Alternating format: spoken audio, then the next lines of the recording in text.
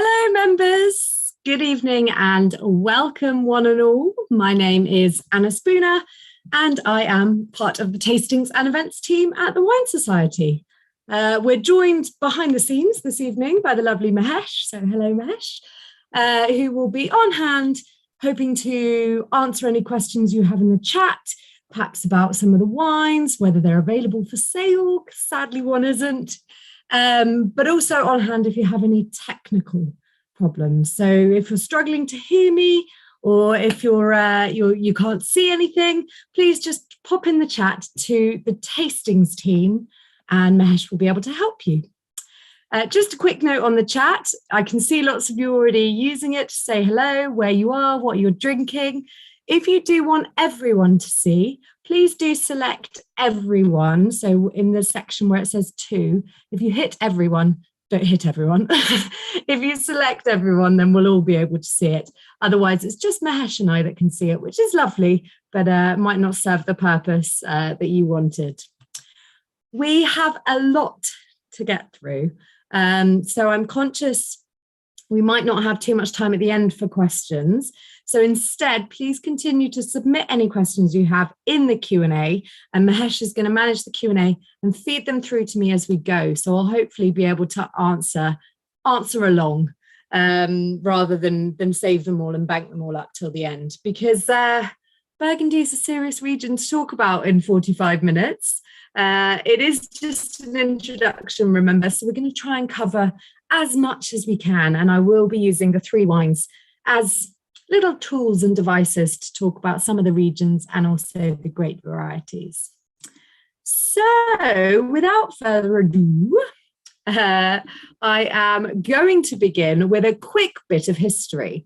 Now, for anyone who's joined a sip size before, they know that I like to start with the history because it is important. And I would argue that possibly Burgundian history might be one of the most important in terms of how it's shaped the wine region. So much like most of France, whilst there was evidence that something along the lines of wine was being drunk by the Celts, it was really when the Romans conquered that we see proper viticulture and winemaking come to the fore. In 52 BC, the Romans founded the town of Autun. And yes, they've brought all these formal grape growing practices to the region that we now know as Burgundy, or Bourgogne, if you're French. Bourgogne is how, if you ever see that on the label, it's not two different places, as my husband once thought. It's the French word for Burgundy. So don't ask me why we have two names and they call it one thing and we call it another. It's just us being British, I think. Anyway, we have in the 5th century the fall of the Roman Empire, and with that we have the rise of Christianity, and this is hugely important for the region of Burgundy. Wine becomes even more important, the blood of Christ, so a lot of wine is being produced, and in Burgundy in particular there is should we say a huge rise or a sort of establishment of monasteries. And there are a lot of monks in the region. And the monasteries, or rather the monks, I should say, were often gifted things from the nobles or the local nobility. And one of the things that they were really gifted in the region of Burgundy was land. So you see these monasteries, the two biggest were the Cluniac and the Cistercian. Those two orders were the sort of almost biggest estates, you could call them. They were gifted huge amounts of vineyard land, and they worked the land very diligently. Really, the monks in Burgundy established the notion of terroir as we know it today, because what they started to do is divide up the plots, and they really established the notion of climat, so spelt climats, but pronounced climat, and they sort of decided on which soils were good for what, and based on the microclimates. So they started these little plots, and they also established the notion of clos, spelt C-L-O-S. And a clos in Burgundy is a walled vineyard. So the the monks would put walls up to protect from animals, or often sometimes from the wind as well, because there is quite a severe wind coming into Burgundy, but mainly animals. Now, the reason I bring the monks up, it is really important, because what happens in the 14th century is we get the dukes back. But the problem is that when the monasteries start selling, they sell off the land, they didn't sell it in big clumps. They had to sell the land in really small fragmented parcels. So you have these little parcels of land, and then what happens, just to exacerbate these small parcels, or smaller parcels, I should say, is that you have the Napoleonic law of inheritance kicks in. So instead of the monasteries owning large swathes of land, they've already divided it up to sell it. And then on top of that, the rule is that when you pass, your land is divided up equally between your sons. Now, it was sons rather than children. Now it's children. So you get even more fragmentation. And this is really one of the key points about Burgundy. And we will talk about that throughout the entire session this evening. So it's important to understand how that happened. And it really did happen because the monasteries had all the land, and then they had to sell it into small plots. Mainly because it was just farmers that lived there. You know, the nobility of Burgundy was not like the nobility of Bordeaux. There weren't these huge chateaux. So nobody could afford to buy the big plots of land. So we have little small climat, or little small sections of land. Interestingly, one other thing of note is that in 1395, Philip the Bold, gentleman with the best name ever, Philip the Bold sort of created what many people consider as the first piece of wine policy, in the sense that he had some decrees and some rules around the region. Notably, the main one is he banned the grape Gamay. And because of it, the region of Beaujolais was sort of exiled. He was very big on Pinot Noir.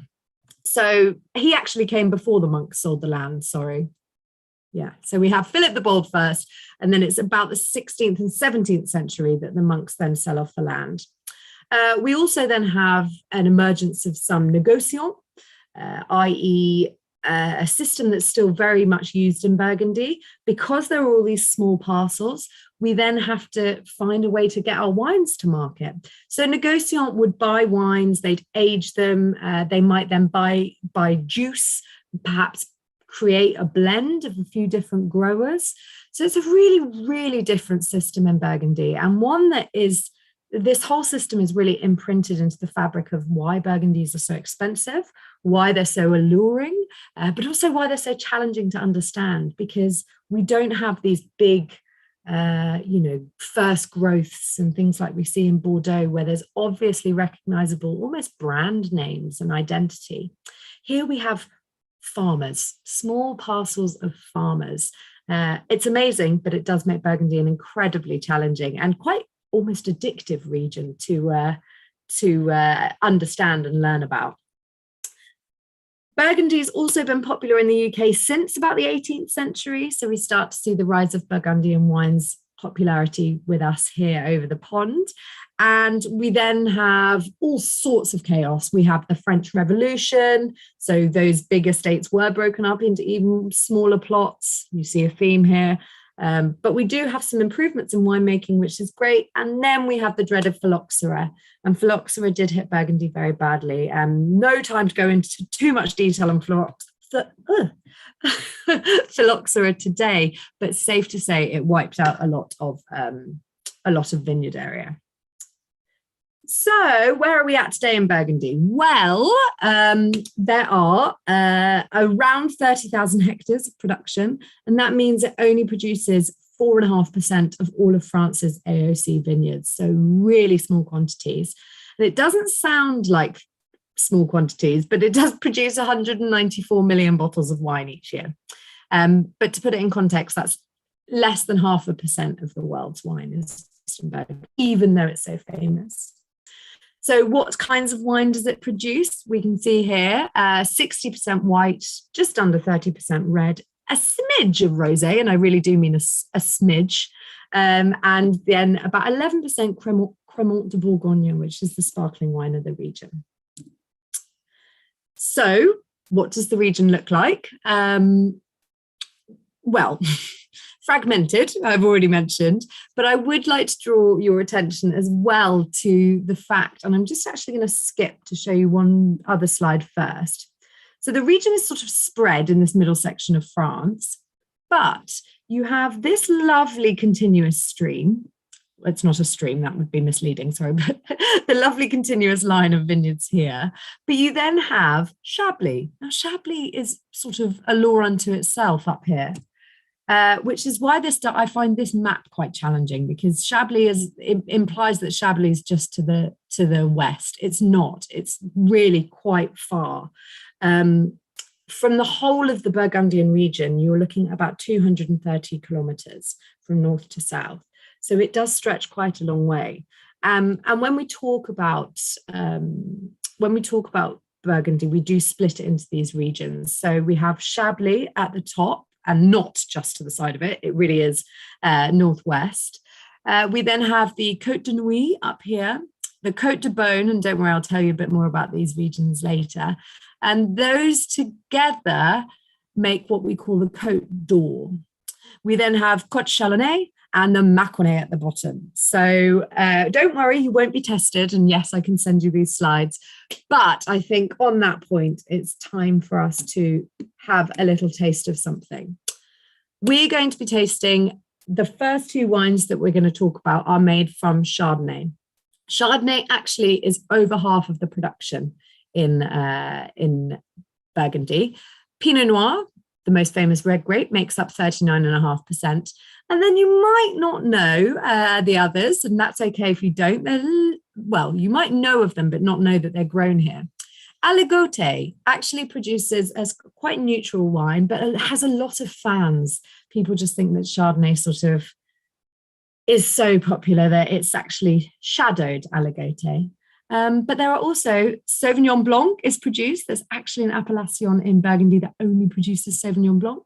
And then a small percentage of Gamay, that grape variety that Philip the Bold tried to oust, but it's still there, particularly down in the southern parts. So let's go to Chablis. Let's start there. And it's a really good place to start. And the reason I say that is that it's the coolest. You don't need to see that anymore. You know what Chablis looks like. Chablis is by far the coolest part of Burgundy. It's more northerly. It's also got a different soil type. It's got a soil that you might know of called Kimmeridgian limestone. And yes, it is of the same namesake as Kimmeridge. And if anybody's seen the beautiful soils of Kimmeridge, essentially what you're looking at are the White Cliffs of Dover. They drop down into the sea, not quite a technical geology term, but that same stream of chalk and limestone drops down into the sea and pops up again in the lovely Chablis. So what does that mean for wines? Well, limestone is great for Chardonnay. It's great for lots of grape varieties, actually, but it really enjoys the Chardonnay grape, and it produces a very, very different style, particularly to the rest of Burgundy, but in particular Macon, that we're going to taste shortly after. The wines of Chablis are lean, so I mean that they're not necessarily full of texture. So they're quite linear, and I know that we've had a few members in the past ask what that means, but basically it's not going to fill your mouth. You're not going to feel this sort of unctuous Chardonnay. It's much lighter in style than that. And then in terms of flavours, well, flinty is often a word used to describe it. Minerality, a really challenging word, but if you think of things like whetstones, it can be quite salty almost. So those lovely sort of crisp flavours. And we've got things like green apple, lemon, maybe a white flower, something ever so lightly floral. But these wines tend not to be oak aged. So they are sort of fresher, cleaner, more in keeping with, and it's a different grape variety, but often it gets confused with Sancerre. And that's made from Sauvignon Blanc in the Loire, but the two styles of production are very similar. So we're doing things like keeping in metal containers so we don't get any oak influence. So if you are tasting along, I've recommended the Society's 2020 Chablis. This is produced for us by Jean-Marc Brocard. He's actually originally from further south. So he's not Chablis by birth. He was further south in Burgundy. And he was completely self-made. So he started with 1 hectare and now he manages over 180. Some of those are on these lovely long rental agreements. And so he's got these amazing selection of grapes. And we've been working with him for a really, really long time.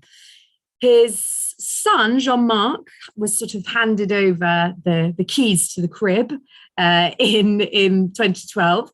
And he does all the day-to-day control of the vineyards. And what's amazing is he's now converted everything to organic farming. And I think he did that almost immediately. And he's in the process of converting to biodynamics. And I'm not sure which parcels are and which aren't, so don't ask me, but he's got this view about tending the land. The house style is stainless steel. So we're not putting any oak here. The really high-end Chablis, you can get some oak, but it tends to be old oak that's not going to give much flavour.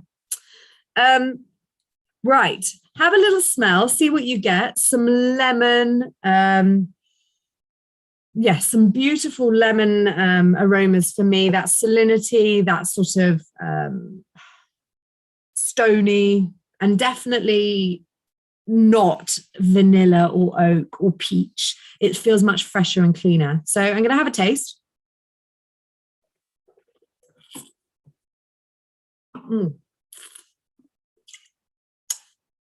Everything we hope for in a Chablis. So beautiful high acidity. It really does feel like I've bitten into a green apple, that racing sort of mouth refreshing loveliness. I noticed on the note from Toby, the buying note, it says perfect with oysters. And I can totally see that because it's sort of a lemony, salty spritz. So any seafood for me, this would work an absolute dream with. Salinity, lemon juice. It's just sort of like garnishing your fish or your seafood. I hope, members, if you're tasting along, please do write what you think. Or if you're a Chablis fan already, if you've got a favourite Chablis, let us know. Chablis is not particularly cheap. I'll quickly flash up the quality tree. And I also am a bit irked to call this a quality tree because there's styles. So, you might not necessarily like different styles of Chablis, but in theory, this is the quality tree. Petit Chablis and Chablis used to be that Petit Chablis was sort of a derogatory. People used to say it was the lesser Chablis. Actually, it's just a really light style. So again, you might prefer that style. As we go up into the triangle, the pyramid, we have Premier Cru and Grand Cru. And the amazing thing about Chablis is it's actually simpler, in my opinion, than than other parts of Burgundy. We just have 40 climats, so 40 little parcels that can go into Premier, and then only 7, technically. It's technically 1 parcel rather than 7. It's very confusing, but it's actually 1 parcel, but it's split into 7 chunks, and it's all on the same south-facing riverbank. So not riverbank, sorry, slope. So that's Chablis. I'm conscious of time. I have spotted a Chablis question in the Q&A. I think Martin has asked, am I imagining it? But back in the 70s, was Chablis more honeyed character, and has it developed into flinty? I don't know necessarily about honeyed. You might have found that that the wines of the Premier Crus and the Grand Crus, i.e. those sometimes slightly oaked styles, maybe added a bit of sweetness.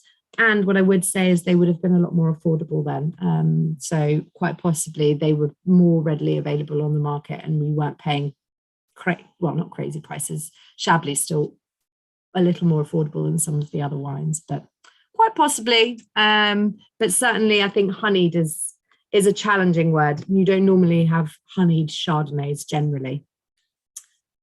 Right, so let's quickly, I'm going to zoom down here, see how quickly we can do it. I've already mentioned that I'm using the wrong cursor, sorry. This top section here is the Côte d'Or. So the golden slope is what it means. And you would notice sort of driving through that. I'll show you in a moment, I've got a slide on it, but the slopes, the really best vineyard sites are in the middle section of the slope. This entire block, if we want to call it that, is east facing. And there is a good reason for that. And that's that the morning sun is far more gentle. So it gets kind of the right sunshine for this area. The best wines of Burgundy are considered to come from this Côte d'Or. So it's about 50 kilometers north to south. The soils are clay, limestone, and it's split into these two sections, and it's worth mentioning the two sections separately. So we've got Côte de Nuit, this top section. So it's north of Beaune and south of Dijon. And it's nearly exclusively, it's not actually exclusively, but nearly exclusively Pinot Noir, our red grape. And it's the source of probably some of the most famous wines of Burgundy. So village names can include things like Gevrey-Chambertin, Nuits-Saint-Georges. So probably names that you might recognize, even if you're not 100% sure. And you've possibly not tried one because they are pricey, but certainly names that you might hear echoes of or you might be aware of, often found in this Côte de Nuit section. Just beneath it, you have Côte de Beaune, and this is the southern section of the Côte d'Or and south of the town of Beaune, and it's mostly planted to Chardonnay, and this is where you get some of the greatest white wines of Burgundy. Again, names that you may have heard or possibly tasted. Pouligny-Montrachet, lovely village, Meursault, Saint-Aubin, so some beautiful wines there. There is some Pinot Noir here too, and again, some quite famous spots for it. So villages like Volnay and Pommard. And Beaune itself actually is also a famous Pinot Noir producing village. So that's the top section, that's the Côte d'Or. We then go south into the Côte Chalonnais. This is probably where, and I'm sure, feel free to argue with me, but certainly for my budget, there's a little bit of value to be found here. The Côte d'Or is so famous, so highly prized, the wines are very expensive. And down here in the Côte Chalonnais, there's still some pretty good bang for your buck. So there are villages like, pardon me, Mercury, Givry, not Gevrey-Chambertin, Givry. And then there is a lovely village here called Bouzeron. Yes, you heard that right. And that actually is an appellation dedicated to the white grape Aligoté. So not Chardonnay, but some lovely wines to be found here. Not as famous, but also not as expensive, and some really good quality stuff coming from there as well. But let's go down into the Maconnais, because that is where wine number 2 is from. So the Maconnais here is lovely, big, sort of more sprawling section. So what's interesting is when you drive, I think it's the N94 or something, I can't remember the motorway's name, not important. But when you drive down through Burgundy, if anybody's ever done it, you've got sort of, you know, when you come into the Maconnais, the landscape changes. You get these sort of rolling hills, and that's really, really important. And it actually provides lots of different aspects. So what I mean by that is lots of different facings on the hillsides. So whereas we had just sort of almost like a bench of east-facing vineyards up in the Côte d'Or, that golden slope, down here you have far more sort of options to play with. Obviously that can mean for better or for worse, but it does mean there's quite a lot of variation down in the Maconnais, and you can get people calling sites cool sites, and they really mean it, because if you can imagine, it might be facing north, so it might get less sunshine. So there's a lot to play with. It's the largest region as well as being the most southerly. It spans about 10 kilometers wide, whereas some of the points up in the northern part are only about 1.5 kilometers wide. It's predominantly Chardonnay, so about 80% of the production, and the reds are, I mentioned it earlier, but they're more likely to be Gamay, or certainly we move into Gamay territory here. So Maconnais is actually very close to Beaujolais. we're not talking about Beaujolais today, but there are still Beaujolais producers who would say we are part of Burgundy. And yes, Philip the Bold would not agree. But you can make up your own mind, but there is still plenty of Gamay grown here. Of all of the wines down in the south, in the Maconnais region, I think I might have, did I zoom in? No, apologies. But Puy-Foussay is the most famous, and it is this sort of lovely orangey area, because we are now talking about, we're starting to get into the cru territory that we'll talk about in a minute, because Puy-Foussay has just finally been allowed the first Premier Crus of the Maconnais. And when we talk about our red wine, we'll talk about what is Premier Cru. But how are these wines different? Why are they so different to the Chablis earlier? Well, you can still have some really lovely minerality, but down here, these wines are getting generally more exposure to sunshine. So they tend to be less green apple, although it can still be found, tend to move more into red apple. You can still get some citrus, but it won't be as tart, perhaps. And maybe you're more likely to get grapefruit rather than lemon and lime in Chablis. You might start to get some tropical notes, so things like pineapple. Stone fruit is always a lovely indicator of these wines from the Maconnais, so peaches, apricots. And you might even get some brioche, some sort of toasty notes. And the wines, because of this sort of more tropical flavour, they tend to take on oak a bit better. So I've put some ideas of what you might get in Chardonnay.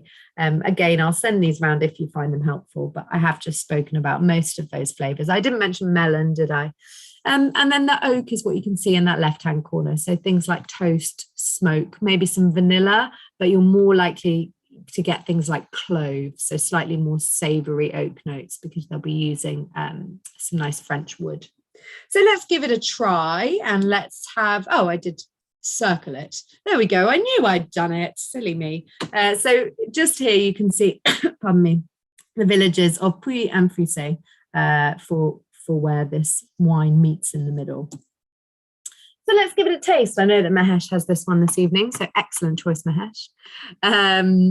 Now, this is, you can see from this tasting note, it was matured in barrel for a year. Now, these weren't new barrels, so we're not expecting a sort of oak bomb, but definitely should get some oak influence. If you did have them side by side, you might also notice that this is a darker colour. It's a kind of more rich colour. That can come from a little bit of oxygenation in the barrel, but also these grapes will have a different kind of ripeness as well. So it's produced for us by the Burgundy family, and they've lived in Burgundy for over 500 years. They own a chateau in Puy-Foussay, but they also own a négociant. And the négociants I was mentioning earlier, they buy lots of grapes and make wines. And we have worked with the négociant arm, Mason Joseph Burrier, for a long time. I think the négociant's been running for about 6 generations. So yeah, they know what they're doing. This to me already is sort of more powerful, and I don't really know if I want to use more powerful, because the Chablis had its own powers, but this is sort of richer, smells a bit more indulgent. I'll have a little taste.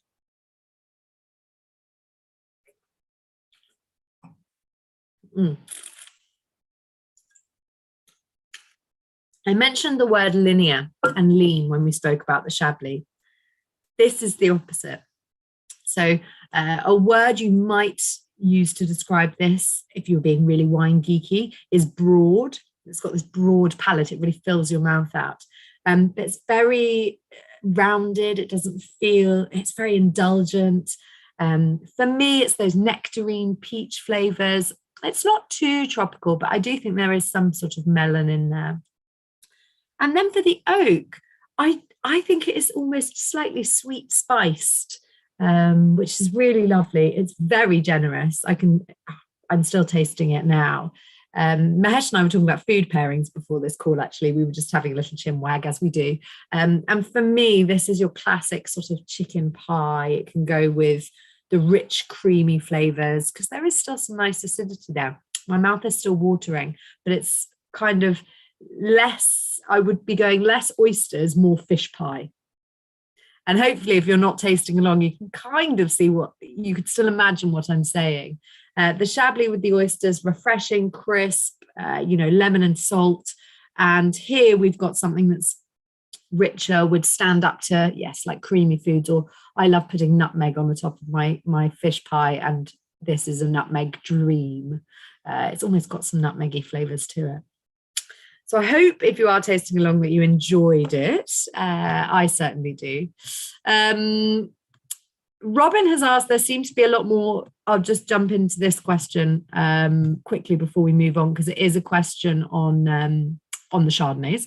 It is about Chablis, but Robin's asked, there seem to be a lot more Premier Crus in Chablis than in our other areas. Is that true? And if so, why?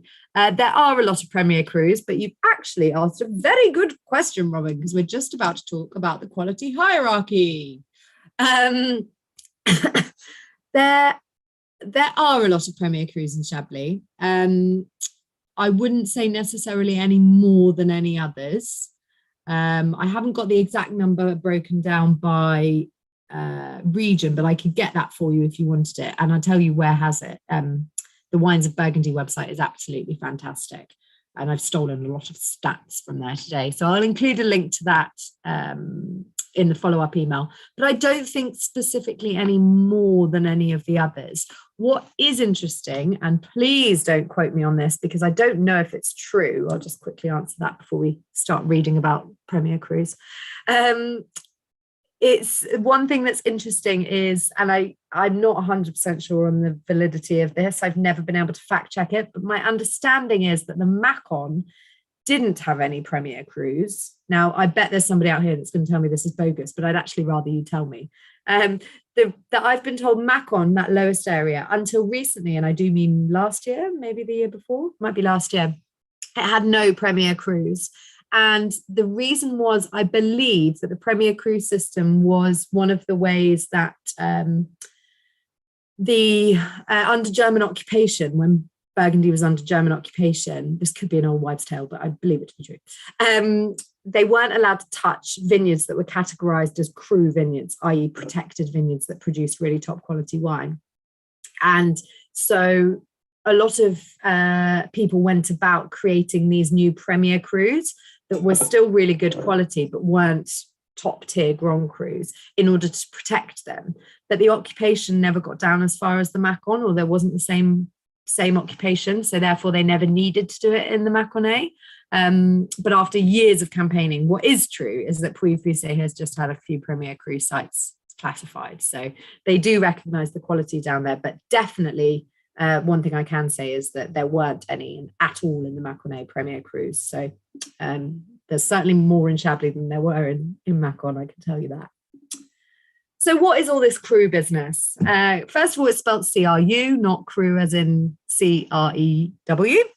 And essentially a cru is, they have slightly different meanings. So if you joined on the Wines of the Rhone, we talk about the crus of the Southern Rhone. Slightly different meanings by region, but in Burgundy, this is the quality pyramid. And again, I use quality really not enjoyably here. I don't like to say quality because you might find actually that you prefer the style of Premier Cru wines. So it's challenging to say quality, but it's classified quality. So this is what's sort of set in stone as these places produce lower to better quality wines. But yeah, take that with a pinch of salt. Regional wine is what you find when a wine just says Burgundy on the label, or probably more likely Bourgogne. Bourgogne, sorry. I don't know why I always add a little Gogne. So Bourgogne wines are the regional wines. And sometimes those could even be blends of different places. You're more likely to find that, especially because Burgundy has all sorts of weather issues. So I'm sure you might have heard about frosts. So if you're producing white Burgundy, white Bourgogne, you might need to blend some plots together because some ripened better than others. So often regional wines will be those sorts of multi-blend sites. And it's 50% production. So it's a huge quantity of Burgundy.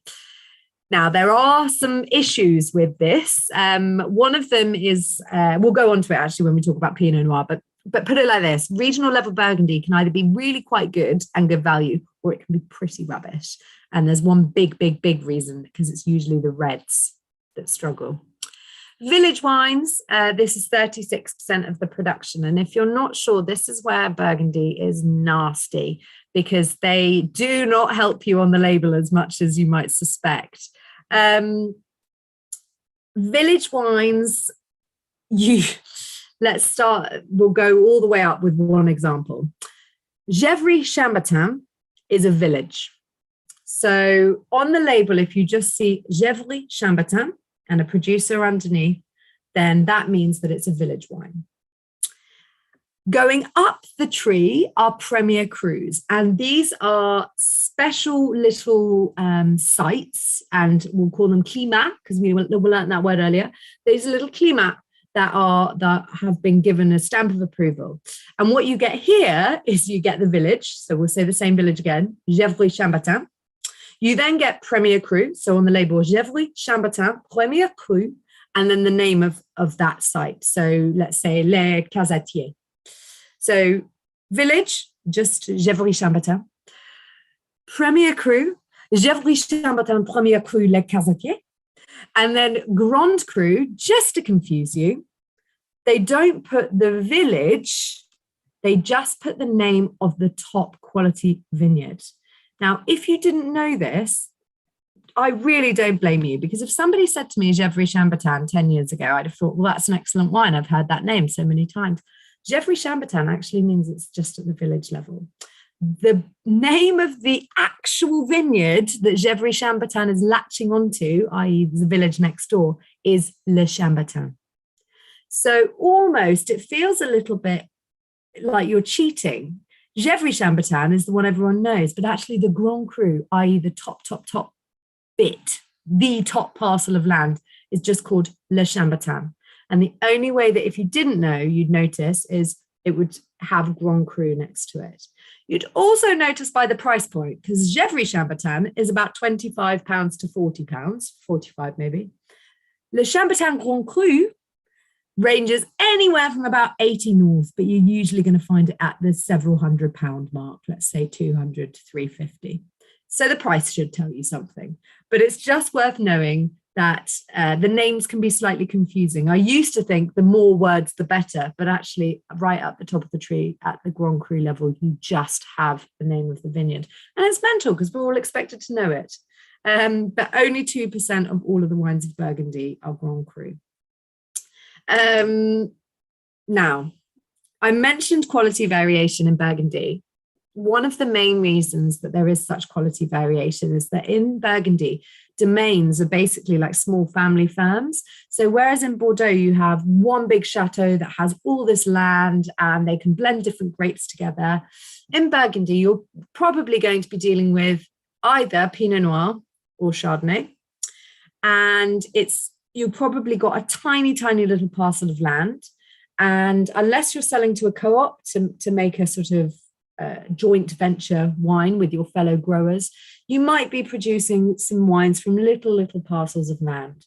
And so Toby's view is that actually, and Toby Morale, our buyer for Burgundy, you should buy by the producer in Burgundy. So whilst that tree is helpful, you should find producers that you like, because actually it's so down to the producer. They can't hide mistakes and they can't hide poor winemaking and they can't hide errors.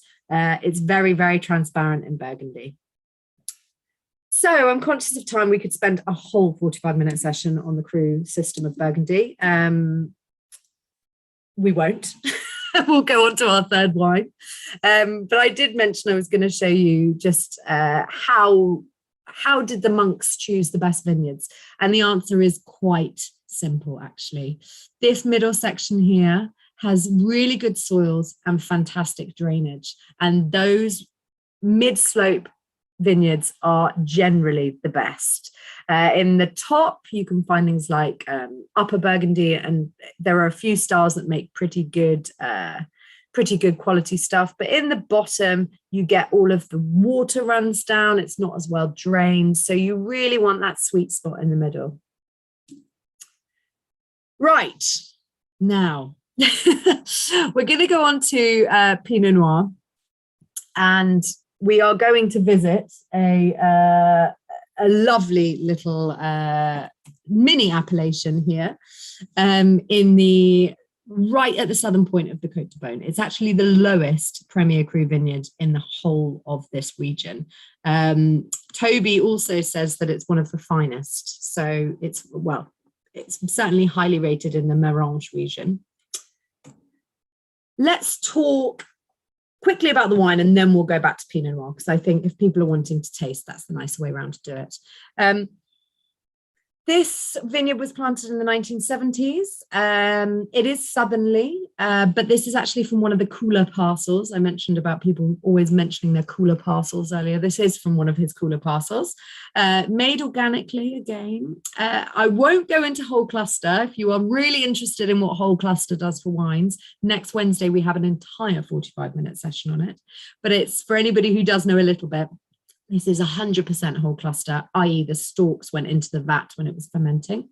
It was in a concrete vat that the fermentation happened, but then it did go into oak barrels. So 18 months in barrel, and 25% of that was new oak. So that allows me to talk about the grape. What can we smell? Pinot Noir has sometimes got a sort of violet note to it, which can be really alluring. But a lot of people, the main thing they get is kind of fruits plus savory. So the types of fruit we're getting here, often cranberries are mentioned, raspberries, sometimes if it's a bit warmer. Certain sites with different soils and a bit of extra sunshine also can have darker fruits, so cherries, plums. I'm getting a bit of red and a bit of black in here, if I'm honest with you. When it ages, we get mushroom, we get truffle, smoky bacon. Oh my goodness, I love a bacony Pinot. Dirt. From the oak, we can get things that we got from our Chardonnays, so smokes, clove, vanilla, all that sort of stuff. And Pinot Noir is a grape variety that likes a little bit of oak.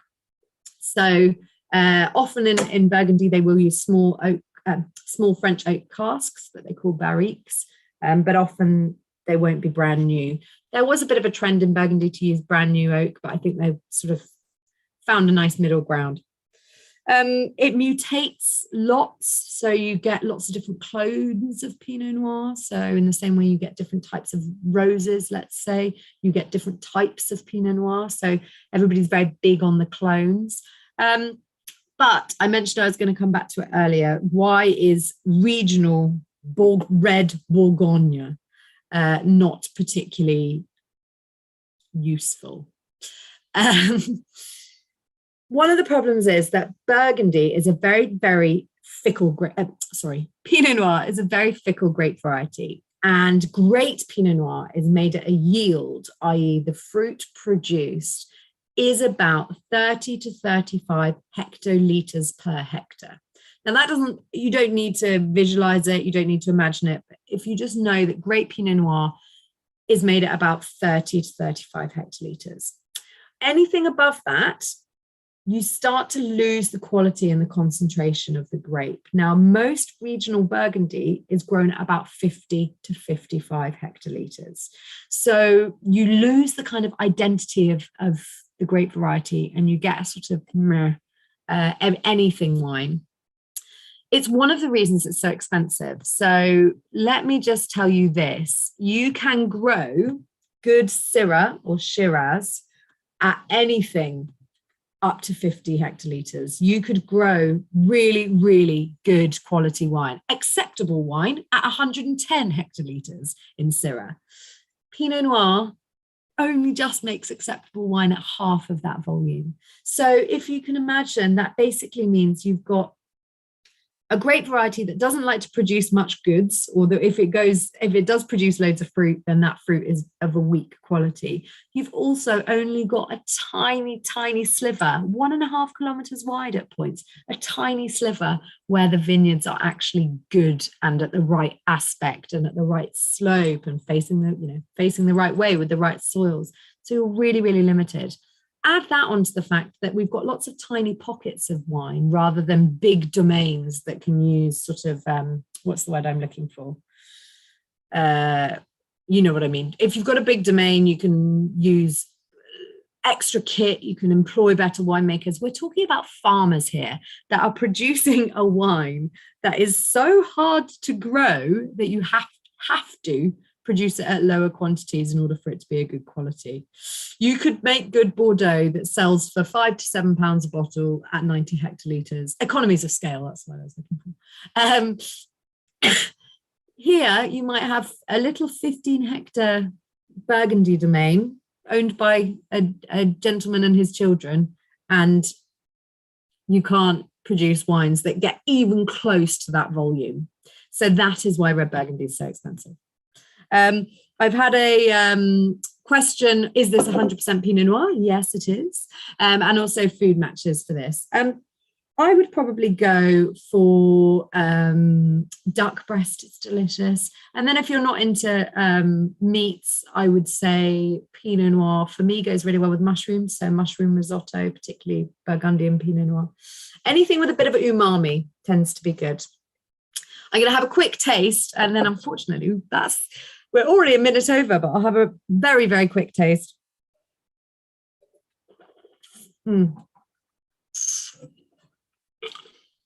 All the lovely things that you hope to get with Pinot Noir. Yet again, we've got lovely fresh acidity. Pinot Noir is a high acid, great variety.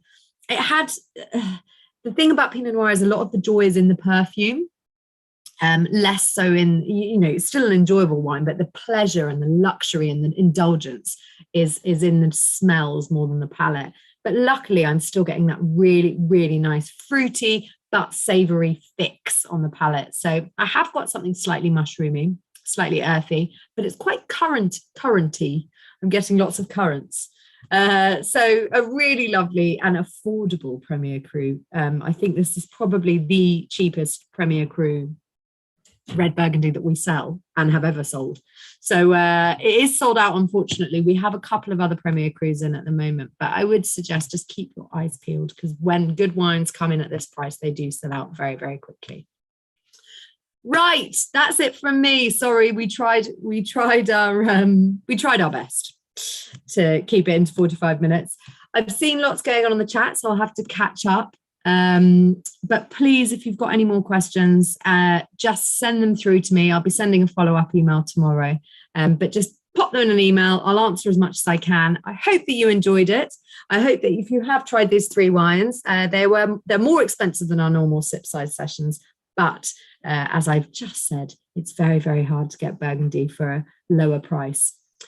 Right, enjoy, have a lovely evening, and I'm intrigued to see what my husband's cooked me for dinner, and then I'll decide which wine I'm going to enjoy with it. Thank you all very much, and thank you to Mahesh, and I hope to see you soon. Bye.